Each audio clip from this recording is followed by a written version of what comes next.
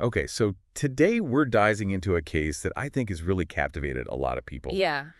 The BTK Killer. It's definitely one that sticks with you. For sure. I mean, just the name alone, right? Oh, yeah. Bind, torture, kill. I mean, that's... It's so evocative. Yeah, And we've got a ton of material to go through today. we A do. bunch of reports, some biographical stuff. I mean, we really want to give everyone a clear picture of this whole thing. Absolutely. His crimes, what might have driven him to do it, all of it. And that big gap Oh, yeah. between when he was actively killing and when he was caught. Like, how do you go from that to just living a normal life? Yeah, that's a huge part of what makes this case so fascinating. So, Dennis Rader, Yeah. active for almost 2 decades Yeah. in Wichita and Park City, Kansas. From 74 to 91. At least 10 victims. Tragically. And he was sending these taunting letters to the police and the media. Yeah, like he wanted to be caught. It's wild. Yeah, but then silence for years. And he was just blending in, living a regular life. Husband, father, churchgoer, all of it. It's crazy how some people can just compartmentalize like that. Absolutely. And it's that contrast, that duality that we're really going to try to unpack today. So let's start with Rader himself. Like, where did this all begin? So he was born in 45, the oldest of 4 boys. Okay. Grew up in Wichita, Kansas. Pretty normal childhood. Well, there's this detail about him feeling ignored by his mother. Yeah, I mean, it's hard not to wonder if that had some kind of impact. Sure, but I mean, obviously, that's not an excuse for anything he did later. Absolutely not. But even early on, there were some seriously troubling signs. Like what? Well, reportedly, he had these really sadistic sexual fantasies from a young age God. about torturing women. I mean, that's already so disturbing. Yeah, and it escalated from there. It did. Yeah, he started torturing and killing animals. Oh my God. Zoosadism, right? Yeah, that's often a pretty big red flag. Yeah, I mean, for future violence against humans. Exactly. And I mean, just his sexual fetishes alone are voyeurism, autoerotic asphyxiation, cross-dressing. It's all there in the reports. There were even stories about him spying on his neighbors. Yeah. Stealing their underwear. It's scary to think about, right? It is. Like, could your neighbor be capable of something like that? I mean, you just never know. And what's even more disturbing is that these so-called cooling off periods, Right. they weren't exactly normal. Like he was still acting out his fantasies. Oh yeah, he was taking pictures of himself, What? found in women's clothes, wearing masks. Like he was his victims. Exactly. God. This is so messed up. It really gives you a glimpse into his psychology. But he was able to keep all of that hidden from everyone. Yeah, I mean, publicly, he had this completely different persona. The normal guy. Exactly. Polite, well-mannered, the whole 9 yards. That's the scariest part. I mean, how do you even detect that? It's incredibly difficult, and it's something we see time and again with these kinds of offenders. And it's not like he lives some isolated life. No, not at all. He served in the Air Force, Yeah. had a job at a supermarket. And then, get this, he worked for ADT Security Services Wait, seriously? for 14 He years. was installing security systems. Yep. That's insane. Like, the irony is just It's unbelievable, right? really, I mean, people were paying him to protect them from the very thing he was doing. It's almost like he was getting off on it. Like, having that knowledge and power. You have to wonder if his work there gave him even more insight into security vulnerabilities. Oh, yeah, for sure. Maybe a sense of control, like he was one step ahead. And then later on, he worked as a dog catcher. And a compliance officer in Park City, Okay. which, again, those positions could have been exploited. For sure. For access, for trust, all of it. And his neighbors there, they said he was overzealous, strict. Really? Yeah, some even said he enjoyed bullying single women. No way. There were even restraining orders against him from women he was stalking. And one neighbor even claimed he killed her dog. It's all so disturbing. And through all of this, he was married, had kids. Yeah, married in 71, divorced in 2005 after his arrest, 2 kids. and incredibly active in his church. Oh, yeah, he was president of the church council, right? Yeah, and a Cub Scout leader. Which he used as an alibi. It's sickening. The level of manipulation is just mind-boggling. Absolutely, he was very methodical, very calculated. And then after all these years of silence, he just resurfaces in 2004. It seems like the upcoming book Nightmare in Wichita might have triggered it. Like he couldn't stand the thought of someone else telling his story. It's possible, and it seemed like he was craving attention again. Which ultimately led to his downfall. Exactly. That need to be recognized was his undoing. Okay, so let's talk about the confirmed murders. And I mean, I know this is going to be tough to hear, Yeah, but I think it's important to go through it. it is. So the first victims, the Otero family, January 1974, Awful, just awful. Joseph and Julia, and their 2 young children, Joey and Josephine. Just a devastating tragedy. It's difficult to even comprehend the level of brutality. I know, it's a lot to take in. I mean, he cut the phone lines, broke in, tied them up. Joseph and Joey, he suffocated them with plastic bags. Oh my God. Julia, he strangled her with a rope. After she begged for her son's life. He even admitted to masturbating while watching Josephine, who he hung in the basement. This is just, it's beyond comprehension. And even after, he took their family car, drove it somewhere, and then came back for his knife.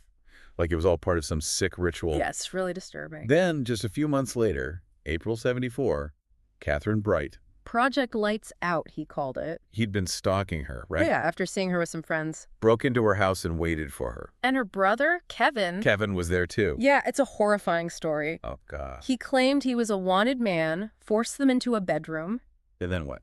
made Kevin tie up Catherine. No. Yeah, and then tied up Kevin. This is so brutal. He turned the stereo up really loud to cover the sounds. Then he shot Kevin twice. Oh my God, is Kevin okay? Well, incredibly, Kevin survived. Wow. He fought back, played dead, and then managed to escape and get help. What a hero. He really is. But Catherine, she fought hard, too. She really did. What? But he couldn't strangle her, so he stabbed her repeatedly. Oh, God. She died at the hospital. Dennis Rader just ran away. He tried to take her truck, but couldn't get it started, so yeah, he fled on foot. Just unbelievable. So brutal, so senseless. Okay, moving on to March 1977, Shirley Ruth Relford. This one's particularly disturbing. How so? Well, he had another victim in mind that day, Really? but they weren't home. So he just, He just went and found someone else. like it was no big deal. Yeah, he saw Shirley's son Steve and started asking him about some women in a photo.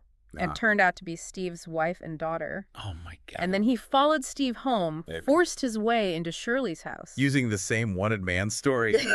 Exactly. Oh, God. And he made Shirley lock her 3 kids in the bathroom. No way. He didn't hurt the kids, did he? No, thankfully not. Oh, my God. He left them toys and blankets, but he threatened them. I mean, that's still so traumatizing. Absolutely. Then what happened to Shirley? He tied her to the bedpost, handcuffed her, put a plastic bag over her head, And then, strangled her with rope. oh, my God. She was actually sick and asked for water. He's just a monster. And he was going to kill the kids, too. He was. Yeah, but the phone rang, and the oldest child said someone was coming. So he just took off. Yeah, he got spooked and ran. Unbelievable. It's chilling to think how close those kids came to. I know, it's just too awful. And then later that same year, December 1977, Nancy Jo Fox, Project Fox Hunt, right. that's the one. He had been stalking her, too. Yeah, he saw her go into her house and became fixated. So he broke in while she was out That's right. and then waited for her to come back. Yeah, and what he did to her is... Hard to even imagine. Well, he told her the phone lines were cut, Okay. that he was going to tie her up, take pictures, rape her. Oh, my God. He even let her smoke a cigarette. What? Like it was all just casual. Yeah, it's so disturbing. Did she try to fight back? She did. She asked him if he had to tie her up. And what did he say? He agreed with her. He said he was sick, Oh, God. but he still went through with it. He let her use the bathroom, but he made sure she couldn't lock the door. And then he made her come out partially undressed. This is so horrific. He started undressing himself too. Oh, God. Told her to lie down. Oh, no. Asked her about anal sex. She must have been so terrified. She was. She protested when he put handcuffs on her. And then? He got on top of her and started playing with his belt around her neck, loosening and tightening it. Oh, my God. And finally, he strangled her. He said he was BTK. Yeah, he whispered it to her while he was strangling her. Oh, my God. He even said he was a bad guy. Like, he was proud of it. And get this. He said that when she grabbed his testicles during the struggle, it just made him more excited. Oh, God, that's just... It's beyond disturbing. And then he called the police the next day to report the body. From a payphone. It's like he needed to make sure everyone knew it was him. Like he wanted credit for it. It's so sick. And that need for attention just kept growing. It did, because then in February 1978, he sends that letter to KK. Yeah, the letter where he claims responsibility for the murders. And he even suggested the name BTK. Like he was branding himself. I know, it's crazy. He was demanding media attention, asking, how many do I have to kill before I get a name? I mean, that's just chilling. He even included a poem Oh, death to Nancy.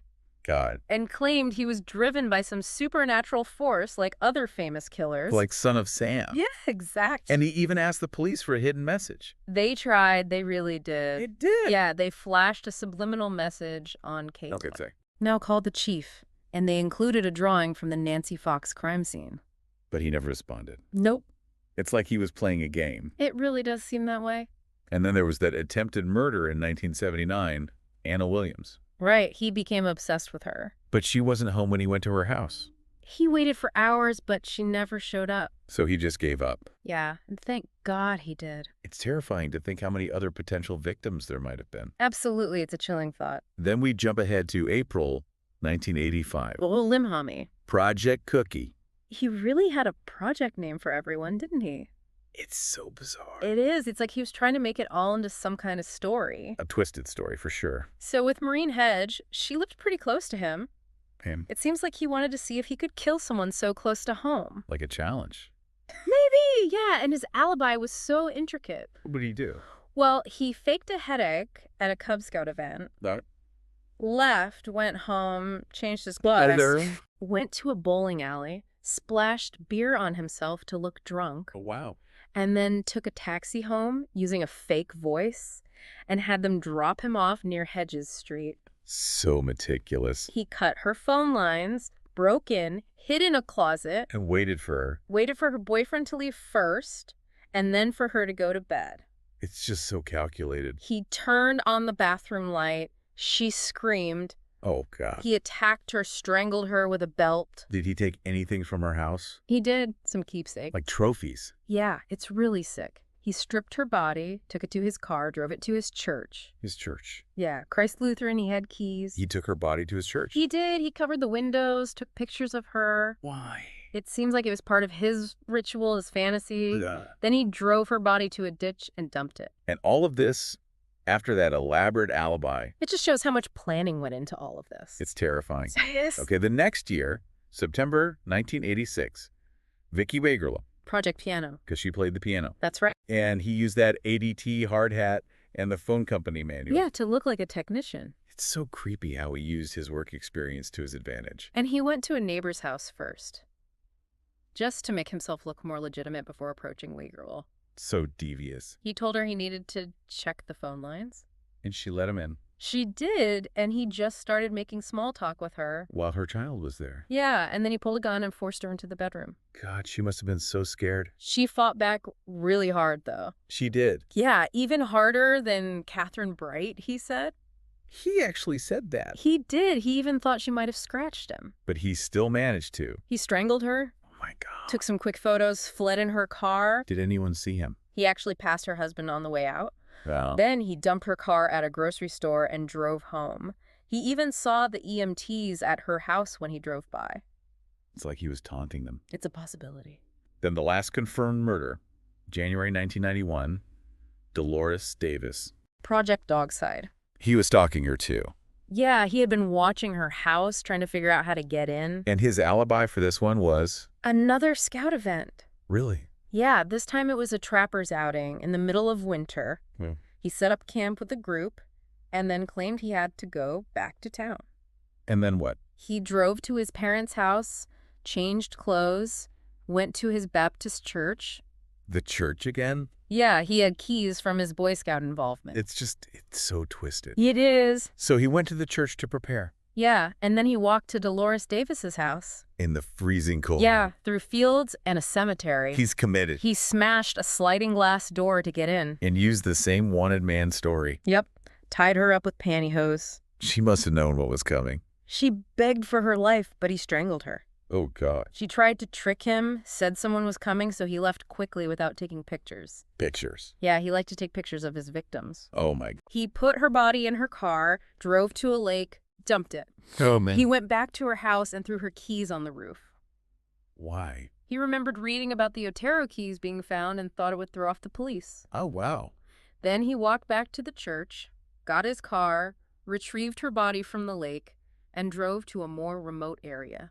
And that's where she was finally found. Yeah, under a bridge a few weeks later. Just a horrific end to this whole string of murders. It's a lot to process for sure. So besides the confirmed victims, there are some suspected cases too, right? Right. Cynthia Dawn Kinney, who disappeared in '76. Yeah, what's the connection there? Well, he was in the area at the time for Boy Scout events. Okay. And there's a phrase in his writings, bad wash day. That's creepy. And she was last seen at a laundromat.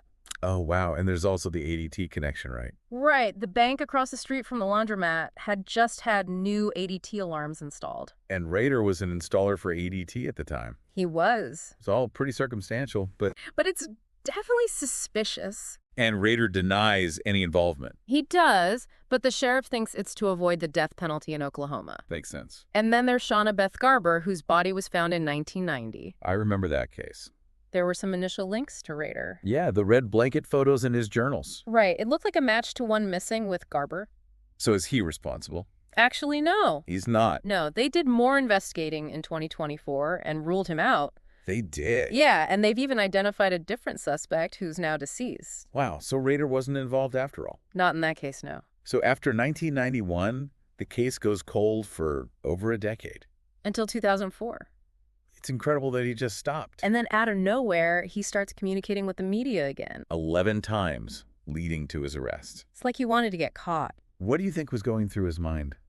Well, I think that need for recognition was eating away at him. Like he couldn't stand the anonymity anymore. And it started with that letter to the Wichita Eagle in March 2004 under the alias Bill Thomas Killman. Yeah, claiming responsibility for Vicky Riegersel's murder. Which up until then hadn't been definitively linked to BTK. And he sent crime scene photos and her driver's license. And that's what led to the DNA testing. Right, they tested hundreds of men. And then more letters and packages started showing up. I remember that. It was all over the news. Chapter headings for his BTK story, fake IDs, word puzzles. He even sent a sketch. The sexual thrill is my bill. I remember that. It was so disturbing. And he sent incredibly graphic descriptions of the Otero murders. Oh, God. He left packages at the library, even falsely claimed responsibility for a suicide. Like he wanted to take credit for everything. And he admitted to planning to kill again in October 2004. Really? Yeah, he was already stalking a new victim. It's chilling to think how close he came. And then there was that whole thing with the floppy disk. Oh, yeah. That was crazy. He actually asked the police if they could trace a floppy disk.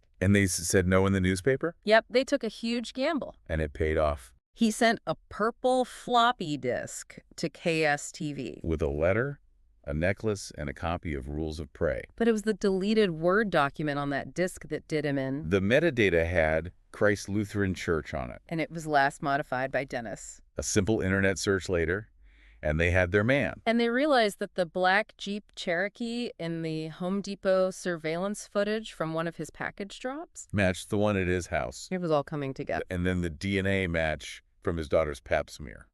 They got a warrant to test it, and it was a familial match to the sample from Vicky Walkerall's fingernails. Game over. They arrested him on February 25th, 2005, while he was driving. I remember that day. And when they told him why he was being arrested, he just said, "Oh, I have suspicions why." So casual. Like he was talking about a parking ticket. It's really disturbing. The police searched everything. His house, his car, his church, his office, the library. And the next day, they held that press conference. The bottom line, BTK is arrested. It was a huge moment. And what's crazy is that after his arrest, his main concerns were about the death penalty and what his jail cell would be like. Not a single word about remorse for his victims. Yeah. Not at that point. So the charges came quickly. 10 counts of first-degree murder. And he initially pled not guilty. But then changed it to guilty in June. And he actually described the murders in detail in court. Without a hint of apology. Then the sentencing hearing in August 2005. Where the victims' families finally got to give their statements. I can't even imagine what that must have been like for them. It must have been incredibly cathartic, but also so painful. And Rader, he gave a 30-minute apology, but it was just rambling, self-serving. People compared it to an Academy Awards speech. Yeah, like he was accepting an award instead of expressing remorse. He was sentenced to 10 consecutive life sentences. Minimum of 175 years. Kansas didn't have the death penalty at the time of his crimes. Otherwise, it might have been a different story. And he was sent to El Dorado Correctional Facility. Right, where he remains today. Yeah. And after he was sentenced, they did more investigations. To see if there were any other murders he might be connected to. Nothing concrete. But he did say something really creepy. He did. He mentioned a lot of lucky people. he had considered as victims. God, that's just...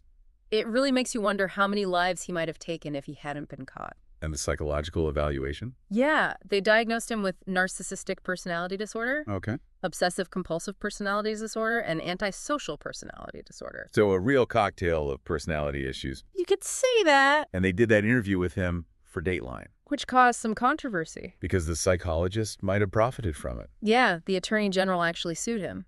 Wow. It's a whole other ethical debate. It is. But we can't forget the victims in all of this. Absolutely not. Their lives were cut short by this monster. Joseph and Julia Otero, their children. Joseph Jr. and Josephine. Catherine Bright, who was stabbed. Shirley Relford, Nancy Fox, Maureen Hedge, Vicky Weregirl, all strangled. And Dolores Davis, also strangled. And Kevin Bright, Catherine's brother, who thankfully survived. Just a long list of tragedy. And Anna Williams, who was lucky enough to escape his clutches. It's hard to even fathom. I know, it's a lot. And even now, in prison, Rader's story is still unfolding. In disturbing ways. His daughter visited him in 2023. And she described him as being in really bad shape. And then in 2024, she revealed something truly horrific. Yeah, that he had sexually abused her when she was younger. I mean, where does it end with this guy? It's just awful. And as we often see with these high-profile cases... BTK has become a part of popular culture. Oh, yeah. There's so many books about him. Confession of a Serial Killer's Daughter, Nightmare in Wichita, Unholy Messenger, Bind, Torture, Kill. And he even inspired a character in Red Dragon. Francis Dollarhide. And then all the TV shows, Law & Order, SVU, Criminal Minds. Mindhunter, Catching Killers, Snapped. And even music. There's a song by Exodus called BTK. And one by Steven Wilson called Rader 2. And just this year, that new podcast, Monster, BTK, came out. It's crazy how this one case has had such a huge impact. And he even compared himself to the Gilgo Beach killer. Called him a clone. Like he was proud of it. It's very disturbing. So, I mean, what are the big takeaways here? Well, for me, it's that duality of his life, the family man versus the monster. That contrast is just mind-blowing. And then the long period of silence followed by that desperate need for attention. Which ultimately led to his capture. Exactly. He couldn't help himself. And the details of his methods, I mean, the planning, the precision. It's both fascinating and terrifying. And it's incredible how these seemingly insignificant clues, like the metadata on that floppy disk, led to his downfall. Yeah, you never know what tiny detail will crack a case wide open. So what does this all say about the nature of evil? That's the big question, isn't it? I mean, how can someone like this exist in our world? It's unsettling, for sure. I think we all want to believe that evil is obvious. But this case shows us that it can wear many masks. And sometimes those masks are very convincing. It's a chilling thought. If you're interested in learning more about this case, we encourage you to check out some of those books and shows we mentioned. It's a dark and disturbing story. But it's one that I think we can all learn something from. Even if it's just a reminder to be vigilant. And to never take anything for granted. Because you never truly know what's lurking beneath the surface. That's for sure. Thanks for listening, everyone. Stay safe out there.